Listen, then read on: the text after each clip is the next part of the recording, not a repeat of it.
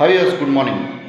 YCP అధినేత జగన్మోహన్ రెడ్డి ఈ నెల 22వ తేదీ నుండి జరగనున్న అసెంబ్లీ సమావేశాలకి ఒక సాధారణ ఎమ్మెల్యేగా ఆయన అటెండ్ అవుతారని, ఆయనతో పాటు 11 మంది ఎమ్మెల్యేలు కూడా ఎవరైతే వైసీపీ నుంచి గెలిచారో ఆ ఎమ్మెల్యేలు కూడాను అటెండ్ అవుతారని నిన్న వైసీపీ నాయకుడైనటువంటి పేర్ని నాని స్పష్టం చేయడం జరిగింది.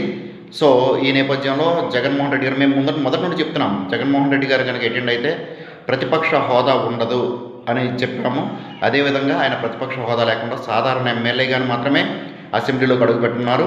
మరి సాధారణ ఎమ్మెల్యేగా అసెంబ్లీలో అడుగుపెట్టి తనకున్న 11 మంది బలంతోనే పోరాటం చేయబోతున్నారు అని చెప్పి మరి పేరు నాని పేర్కొనడం జరిగింది నిన్నను. సో ఈసారి నుంచి జగన్మోహన్ రెడ్డి గారు అటెండ్ అయితే అది చాలా శుభపరిణామం. ఎందుకంటే ఒక ఎమ్మెల్యేగా ప్రజలు ఎన్నుకున్న తర్వాత 100% కూడా ఏంటంటే జగన్మోహన్ రెడ్డి గారు అటెండ్ అవ్వాల్సిందే, అసెంబ్లీకి అటెండ్ అవ్వాల్సిందే.